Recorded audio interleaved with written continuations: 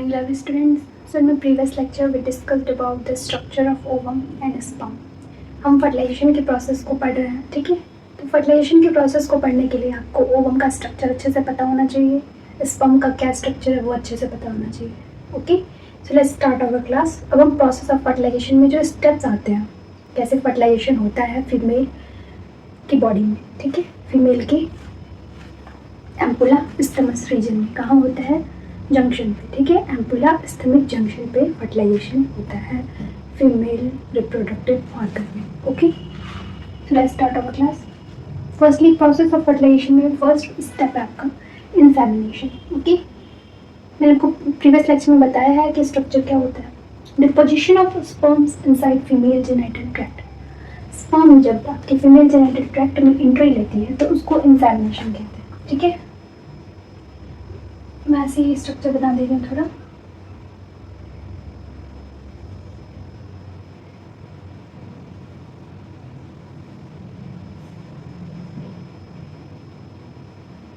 Okay, बस समझने के लिए देखिए, this is your fallopian tube, ampulla isthmic junction, यहाँ पे फर्टिलाइजेशन होगा आपका, ठीक है।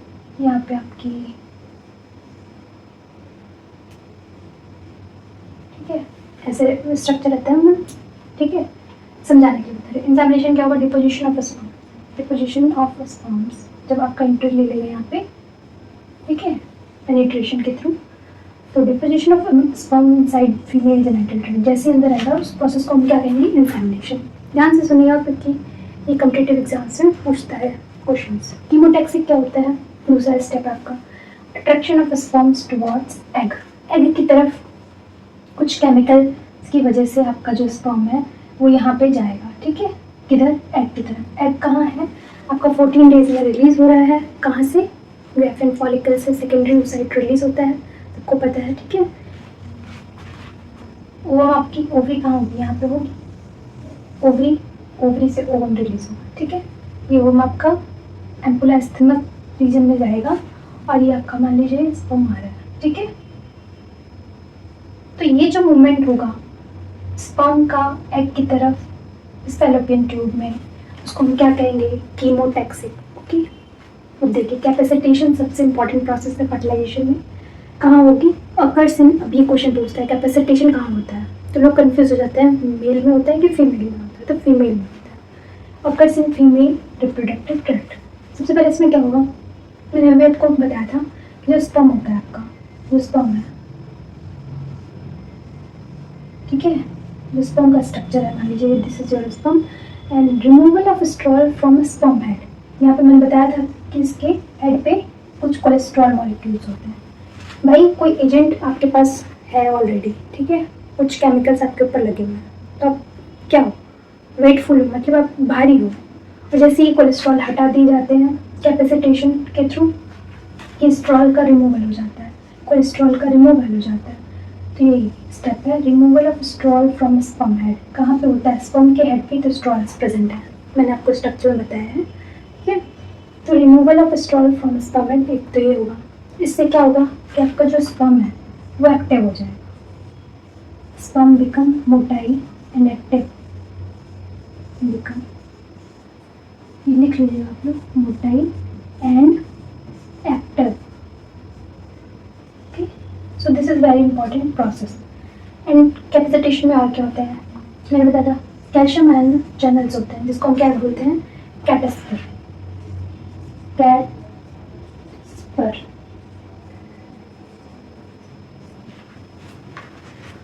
ठीक है, क्या बोलते हैं, कैटेस्पर। तो कैटेस्पर के थ्रू इन्फ्लक्स ऑफ कैल्शियम होगा स्पर्म के अंदर, ठीक है, influx of calcium inside sperm, ठीक है। यहाँ पे कहीं रहता है आपका कैटेस्पर, जो कैल्शियम आयन चैनल्स होते हैं वो क्या करेंगे, कैल्शियम को अंदर ले जाने का काम करेंगे।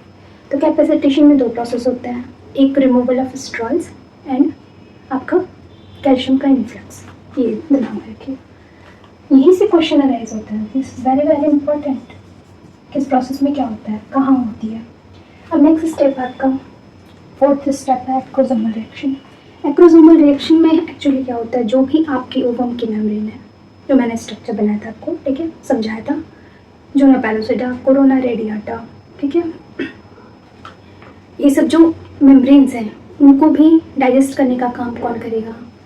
एक्रोसोमल रिएक्शंस की वजह से ये सब सारे जो मेम्ब्रेन हैं डाइजेस्ट होंगे ओवम के। अभी ओवम किस स्टेज में? सेकेंडरी oocyte स्टेज में है, मेटाफेज में अरेस्ट है। मियोसिस के मेटाफेज फेज में अरेस्ट है आपका सेकेंडरी oocyte, इसलिए वो सेकेंडरी oocyte के फॉर्म में है। ठीक है, वो ओवम कब बनेगा? जब वो मेटाफेज से इनाफेज स्टेज में जाएगा। वो कब जाएगा? अभी बताएं। एक्रोसोमल रिएक्शन, इसमें क्या होता है? सबसे पहले जो हाइलोरिनेडेज एंजाइम है किसके पास? हाइलोरिनेडेज एंजाइम किसके पास है?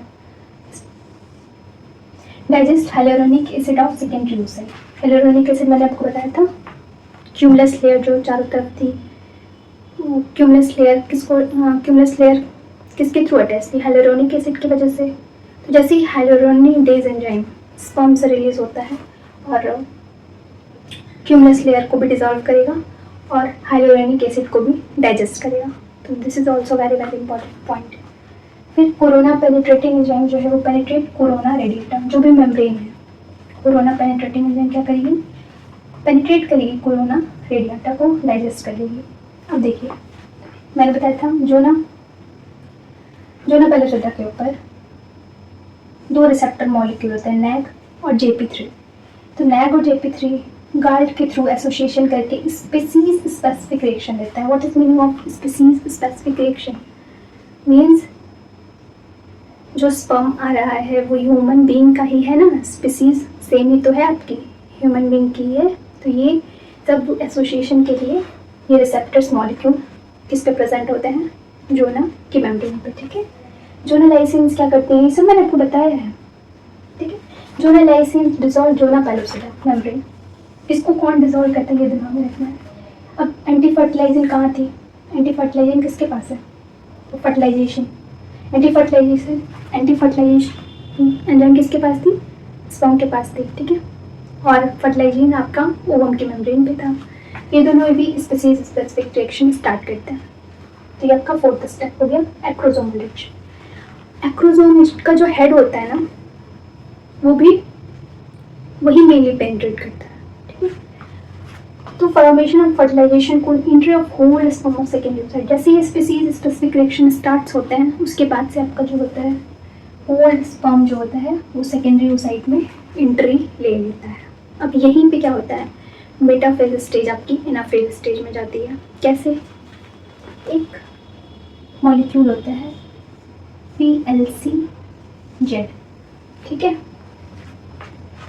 PLC जीटा करके लोग बोलते हैं इसको। PLC जीटा जो केमिकल मॉलिक्यूल है वो क्या करता है? मेनली यहाँ पे वो मेटाफेज में जो सेकेंडरी oocyte अरेस्ट है उसको एनाफेज में सेंड करने का काम करती है, मतलब भेजने का काम करती है। एनाफेज मतलब वहाँ पे आपका मियोटिक डिवीजन सेकेंड स्टार्ट हो जाता है और एनाफेज का स्टेप आने लगता है। तभी तो आपका डिवीजन होगा आगे। जब फ्यूज़न हो जाएगा उसके बाद से डिवीज़न कब स्टार्ट होगा? जब तक एनाफेज स्टेज नहीं आएगी आपकी।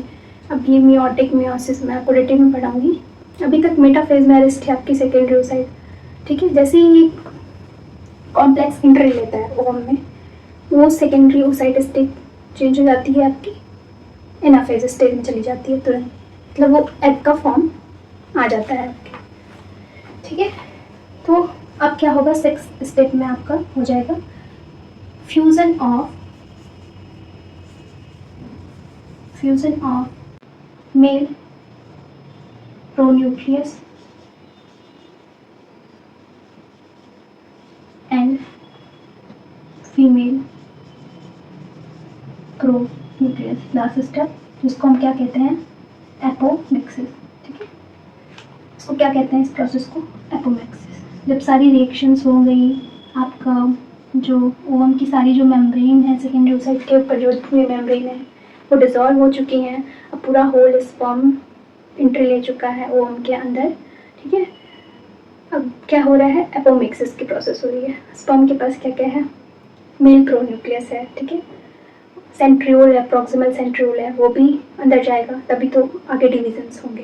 ठीक है, तो ये सारी प्रोसेस होती है आपके प्रोसेस ऑफ फर्टिलाइजेशन में।